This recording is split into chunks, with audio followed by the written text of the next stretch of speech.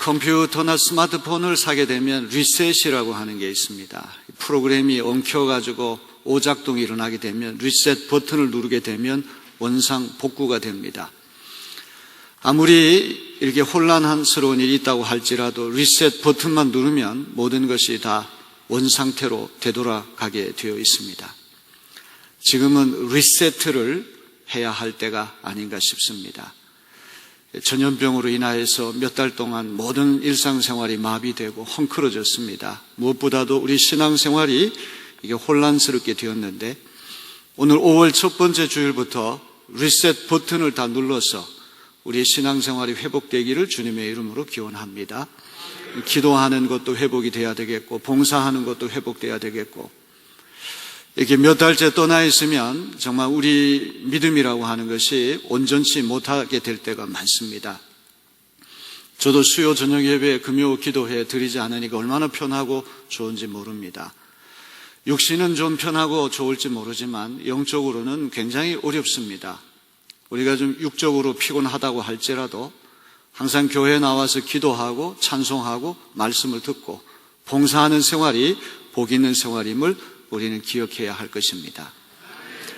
생각해 보면 아담과 하와가 에덴 동산에서 죄를 짓고 세상 만사가 다 뒤죽박죽이 됐습니다. 하나님과의 관계가 깨지고 이웃과의 관계가 깨졌을 때 하나님께서 세상을 이처럼 사랑하셔서 독생자 예수를 보내주셨습니다.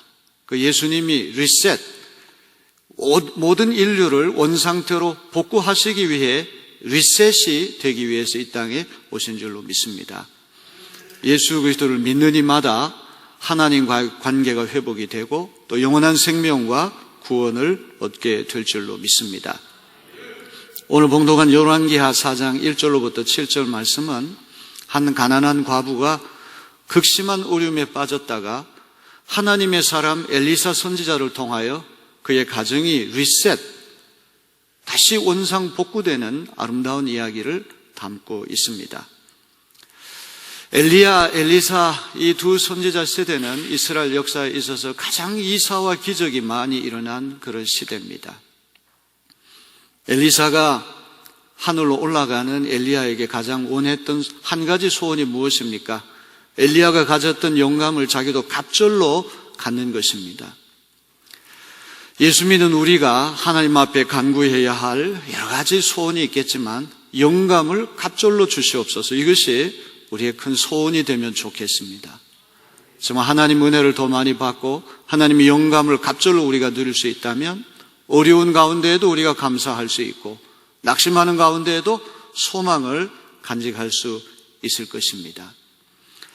이 엘리사 선지자는 장차 선지자를 길러내는 선지학교, 선지 생도들을 이렇게 길러내는 귀중한 사역을 했습니다. 신학교를 선지학교, 선지동산 그렇게 이야기를 하죠. 다 이 엘리사에서부터 나온 이야기가 아니겠습니까? 엘리사는 오늘로 얘기하면 신학대학의 학장님과 같은 분입니다. 그런데 신학교 다니는 전도사님, 신학생 가운데 한 분이 젊어서 세상을 떠났습니다. 이 신학생 전도사님은 아주 경건하고 하나님을 경외하고 헌신된 사람인데 신학 공부하면서 장차 목회자가 되기를 꿈꿨던 이 전도사님이 갑자기 세상을 떠났습니다. 장례식을 치르고 이 마음을 추스리기도 전에 그만 이 남편이 빚을 과도하게 남기고 세상을 떠난 것 같습니다. 그래서 두 아들을 채주, 빚쟁이에게 노예로 팔아 넘겨야 할 딱한 처지에 빠지게 됐습니다. 여러분, 이런 일이 생길 때 세상 사람들이 다 한마디씩 할 것 아닙니까? 장차 하나님의 종이 되겠다고 신학교 간 전도사님이 왜 그렇게 일찍 세상을 떠난단 말인가? 또 그 가정의 두 아들까지 채주에게 종으로 팔려갈 위기에 빠진다면 하나님 어디 계시는가? 아마 이런 이야기들을 한마디씩 할 것입니다. 시편 37편 25절 26절 말씀 보면 내가 어려서부터 늙기까지 의인이 버림을 당하거나 그의 자손이 걸식함을 보지 못하였도다. 그는 종일토록 은혜를 베풀고 구워주니 그의 자손이 복을 받는도다. 성경에 분명히 이렇게 되어 있는데 남에게 돈을 구워주기는커녕 돈을 빌려가지고 제때 갚지 못해서 두 아들이 노예로 팔려간다니 이게 말이 되는가? 어떻게 목회자가 되기를 꿈꾸는 신학생 전도사님 가정에 이런 비극이 꼬리에 꼬리를 물고 일어난단 말인가? 아마 여기 부인도 두 아들도 주변의 가족, 친척들, 이웃 사람들 다 한마디씩 이런 이야기를 할 수가 있었을 것입니다. 어떻게 하나님 종이의 자식이 빚쟁이의 종이 될 수 있단 말인가? 여러분, 예수 믿는 사람이나 안 믿는 사람이나 똑같이 어려운 일이 닥칠 수가 있습니다. 전염병이라고 하는 것이 예수 믿는 사람이라고 해서 피해가는 것은 아닙니다. 교회 안에서도 이렇게 전염병이 일어날 수가 있는 것이고 어디든지 다 일어날 수가 있는 것이죠. 똑같은 비극을 만나고 똑같은 역이라고 할지라도 예수 믿는 우리가 세상 사람들과 조금 다른 게 있다면 그 맞는 방법이나 자세, 태도가 달라야만 할 것입니다. 똑같이 예측할 수 없는 고난을 만나고 똑같이 예상하지 못했던 역경을 만난다고 할지라도 우리는 하나님에 대한 믿음이 있으니까 그 믿음으로 그걸 맞이하고 대처하는 태도는 분명히 달라야만 할 줄로 믿습니다. 남편이 세상을 떠나고 엎친 데 덮친 격으로 빚쟁이에게 두 아들마저 노예로 이렇게 넘겨줄 위기에 빠진 이 여성은 다른 데 가지 않고 엘리사 선지자에게 찾아왔습니다. 신학교 교장이고 신학교 학장인 엘리사 선지자에게 찾아와서 자신의 딱한 사정을 호소하고 있습니다. 하나님에 대한 믿음이 있었기 때문에 하나님 사람에게 찾아간 줄로 믿습니다. 오늘 우리도 우리 힘으로 해결할 수 없는 어려운 문제를 만날 때 하나님께 나와야 할 줄로 믿습니다. 사실 막다른 골목에 우리가 다다르게 되면 해결 방법이 많지 않습니다. 나를 도와줄 사람, 이 사람일까 저 사람일까 여러 우리가 궁리를 해보지만 그게 별로 도움이 되지 않을 때가 많습니다. 정말 힘들고 어려울 때 하나님께 나아가야 할 줄로 믿습니다. 내 지식으로, 내 경험으로 효력을 의지해서 어떤 일을 해결하겠다 이럴 때는 하나님이 침묵하시지만 정말로 하나님을 신뢰하고 하나님 앞에 나와 우리의 안타까움을 호소한다면 하나님은 우리를 도우실 줄로 믿습니다. 우리의 부족과 우리의 연약과 우리의 무능을 절감하고 하나님께 나오는 자마다 피할 길을 열어주시고 하나님께서 우리를 도와주시고 구원해 주실 줄로 믿습니다. 이 과부의 남편 선지생도 이 신학교 전도사님은 엘리사도 인정할 정도로 하나님을 경외하는 헌신된 사람이었습니다. 신학생들이 많다고 할지라도 그 중에서도 아주 두드러지게 경건하고 두드러지게 유능한 사람이 있는데 전후 문맥으로 보면 이 신학교 전도사님이 그랬던 분 같습니다. 그러니 엘리사 선지자 마음속에 어떻게 해서라도 이 딱한 가정을 돕고 싶은 그런 마음이 생겼을 것입니다. 그런데 엘리사 선지자가 이 여인에게 어떤 질문을 던지냐가 중요합니다. 우리 2절을 다 같이 볼까요? 엘리사가 그에게 이르되 내가 너를 위하여 어떻게 하랴? 내 집에 무엇이 있는지 내게 말하라. 너 집에 지금 남아있는 것이 무엇이냐? 이걸 먼저 이야기하라는 것이죠. 엘리사는 이사와 기적을 많이 일으키는 하나님의 종, 하나님의 사람인 까닭에 하나님께 기도해서 돈다발이 하늘로부터 뚝 떨어져가지고 그 모든 빚을 다 한꺼번에 갚게 할 수 있는 능력이 있었을 것입니다. 성경 어느 곳을 읽어봐도 하나님은 우리가 요행을 바라도록 일확천금을 바라도록 갑자기 어떤 일을 하시지 않습니다. 항상 우리 가진 적은 것이라고 할지라도 그 적은 것을 불씨로 해서 하나님의 위대한 일을 보이시는 줄로 믿습니다. 너에게 마지막 남 불씨가 뭐냐? 이렇게 질문을 던집니다. 예수께서 오병이어의 기적을 행하실 때에도 5천 명이나 되는 많은 무리를 한꺼번에 다 일제히 배불리 먹이고 돌아가게 하실 수도 있었을 터인데, 한 어린아이가 보리빵 5개, 물고기 2마리, 도시락 싸운 것, 그 적은 것을 가지고 하나님 앞에 감사 기도를 드렸고 그것을 통해서 5천 명을 먹이셨던 것입니다. 예수님께서 갈릴리 가나의 혼인잔치에서 포도주 만드실 때에도 그냥 포도주를 금방 만드신 것이 아니라 6개나 되는 돌 항아리에 아구까지 물을 채우게 하신데 물이 변해서 포도주가 되게 하신 줄로 믿습니다. 하나님은 오늘 우리에게 네가 가진 것이 뭐냐? 이렇게 물으십니다. 여러분, 제 전 세계가 이 전염병 때문에 얼마나 고통을 많이 겪습니까? 미국 같은 나라도 실업자가 지금 수천만 명에 육박하고, 저 구라파의 선진국에서도 실업자들이 속출하고 경제가 마비가 되고 일찍이 경험할 수 없는 경제 대공황이 닥치지 않았습니다. 특히 우리나라에도 이 자영업을 하는 이들, 소상공인들 큰 타격을 입고 어려움 겪고 있습니다. 여러분, 이러한 때에 하나님 우리에게 물으시는 줄로 믿습니다. 너에게 있는 게 뭐냐? 너에게 마지막 남아있는 게 뭐냐? 한꺼번에 갑자기 어떤 일을 하시는 게 아니라 내가 가진 것이 보잘것없는 것이라고 할지라도 그것을 붙들고 하나님께 나아 기도하면 그 작은 것을 통해서 하나님 놀라운 일을 이루어 주실 줄로 믿습니다. 아무것도 없는 상태에서 엄청난 기적이 일어나는 것보다도 우리 인간의 눈으로 볼 때는 보잘것없고 아무것도 아닌 것을 통해서 하나님이 개입하셔서 어떤 일을 이루신다고 할 때 우리는 더 영적으로 성장해 나갈 수가 있습니다. 하나님 우리를 요행 바라는 사람 되기를 원치 않으십니다. 오늘 우리가 가진 것이 무엇인가? 이 답답한 세상, 이 어려운 세상, 일제히 경험할 수 없는 이런 경제적인 침체 한가운데 우리 가진 것이 무엇인가? 오늘 그걸 생각해보는 여러분 되기를 바랍니다. 때로는 가족이 우리에게 큰 힘이 될 수가 있는 것이고, 때로는 믿음이, 때로는 소망이 마지막 남은 하나가 되어서 그것을 통해서 하나님께서 위대한 일을 분명히 이루어 주실 줄로 믿습니다. 이 여인의 집안에는 전 재산이 딱 하나가 남았는데 올리브 기름 한 병이 남았습니다.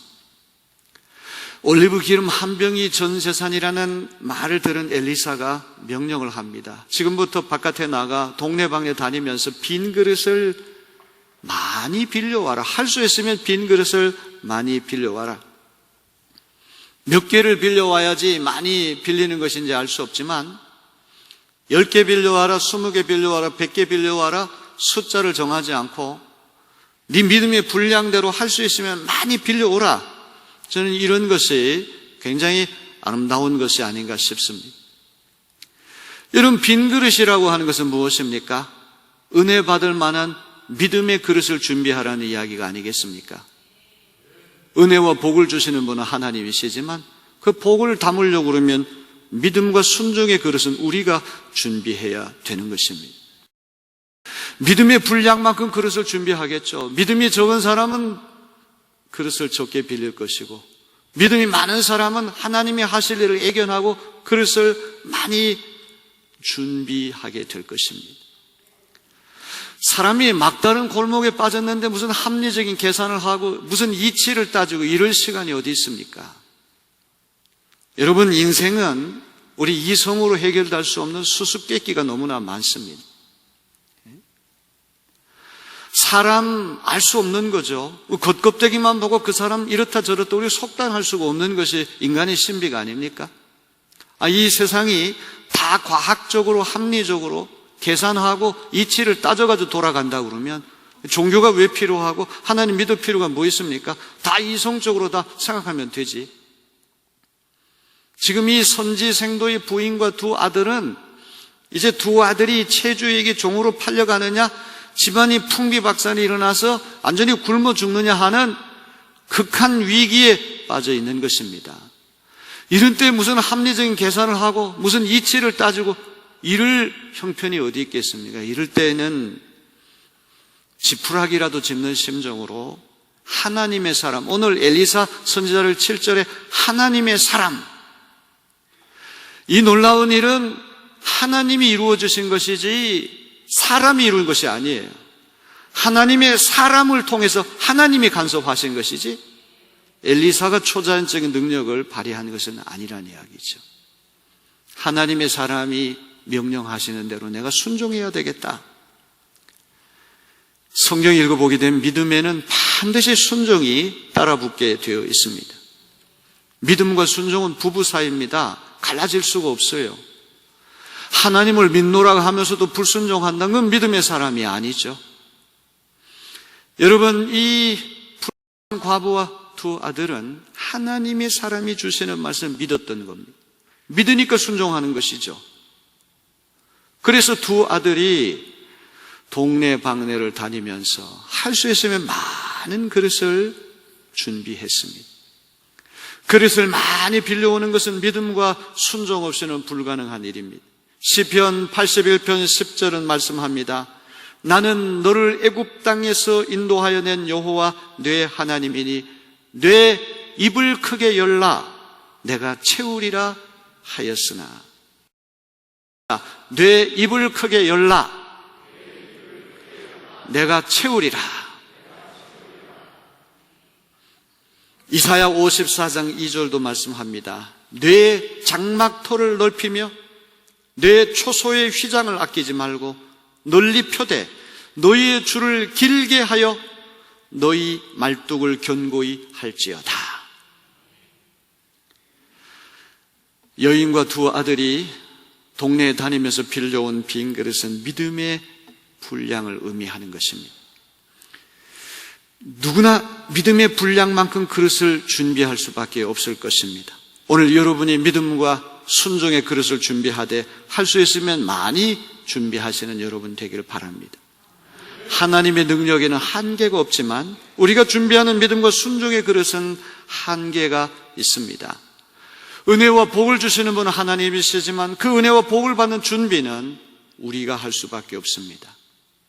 그러기에 믿음의 그릇을 준비하는 여러분 되시길 바랍니다. 엘리사는 이 여인의 집에 가지도 않고 원격 조정, 원격 명령을 합니다. 그냥 말만 하는 거예요. 이 말을 듣고 여인이 집에 와서 두 아들 동네에 쭉 다니게 하면서 그릇을 준비했습니다. 여러분, 집안이 이렇게 어렵게 되니까 한 사람만 믿음이 있는 것이 아니고 세 모자가 다 믿음이 생긴 거예요. 이 전도사님은 일찍 세상을 떠나서 안타깝지만 그래도 생전에 하나님을 경외하는 믿음의 사람이 이 처자식에게 좋은 믿음의 본을 보여주고 세상을 떠난 것 같습니다. 여러분, 5월은 가정의 달인데 이 가정의 달에 우리가 기도해야 할 제목이 있습니다. 하나님, 우리 가정이 다 예수 믿는 가정 되게 하여 주옵소서. 그냥 우리 부부만 예수 잘 믿고 우리 당대 예수 잘 믿고 끝나는 것이 아니라 자손 만대까지 신앙이 계승되는 가정이 되게 해 주옵소서. 어머니가 엘리사 선지자 말을 듣고 와가지고는 아들한테 빈 그릇 빌려와라. 아들이 그 말을 믿지 못하고 화를 내면서 지금 우리 채주에게 노예로 팔려갈 지경인데 빈 그릇 빌려와서 뭐합니까? 따지고 불평하고 이렇게 했다면 이 가정은 이런 기적이 일어나지 않았을 것입니다. 신앙생활이라고 하는 건 영향력이 아닌가 싶어요. 우리 가정에서부터 남편이 아내에게, 아내가 남편에게, 자식들에게 뭔가 믿음의 선한 영향력을 미칠 때 그게 진짜 믿음이지.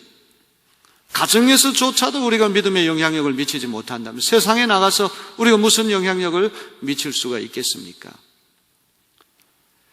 요즘엔 전도하라 이런 얘기하기 참 어려운 시대가 됐습니다. 노방 전도도 잘 되지 않습니다. 참 이 전도에 불안기가 닥쳤는데 아직도 전도가 될 수 있다고 그러면 여러분 신앙의 능력을 세상에 나가서 확실하게 보여줄 때 그들이 교회로 오고 예수께 돌아오는 역사가 일어나게 될 것입니다. 여러분의 말 한마디, 여러분의 인격, 여러분 덕성, 뭔가 삶이 세상 사람과 다를 때 그들이 영향을 받고 야, 저 사람 믿는 예수 나도 믿어보겠다 이런 생각을 갖지, 전혀 그렇지 못한 생활을 하면서 우리가 100마디 1000마디 얘기를 해도 말 때문에 교회 오고 하는 사람은 없게 될 것입니다. 이 가정이 세 모자가 일치된 순종으로 아름다운 믿음의 그런 가정인 것을 우리는 생각해 봐야 할 것입니다. 자, 그릇을 다 준비했더니 4절에 뭐라고 말씀합니까? 우리 4절 다 같이 볼까요? 너는 내 두 아들과 함께 들어가서 문을 닫고 그 모든 그릇에 기름을 부어서 차는 대로 옮겨 놓으라 하니라. 빈 그릇을 준비한 다음에 방 안에 들어가서 문을 걸어 잠그고 그 빌려온 그릇에다가 마지막 남은 올리브 기름 한 병을 부으라는 거예요. 여기에도 믿음이 필요하고 순종이 필요합니다. 왜 빈 그릇 빌려오라 그러고, 왜 문은 걸어 잠그라 그러고, 왜 거기다가 빈 그릇에 기름 한 병을 부으라 그러는 거, 이해가 되지 않습니다. 과학적으로 말이 안 되는 말이죠. 그러나 우리가 궁지에 몰렸고 사느냐 죽느냐 하는 문제에 걸렸는데 무슨 과학적인 이치, 계산을 따질 때가 어디 있습니까? 때로는 무모한 절대적인 믿음이 필요할 때가 있다, 이 말이에요. 아멘. 오늘 우리에게도 그런 믿음만 있다면 하나님 여전히 우리의 길을 열어주실 것입니다. 왜 빈 그릇을 빌려와서 방 안에 들어가서 문을 걸어 잠그라고 그랬을까요? 여러 가지 생각을 해봅니다.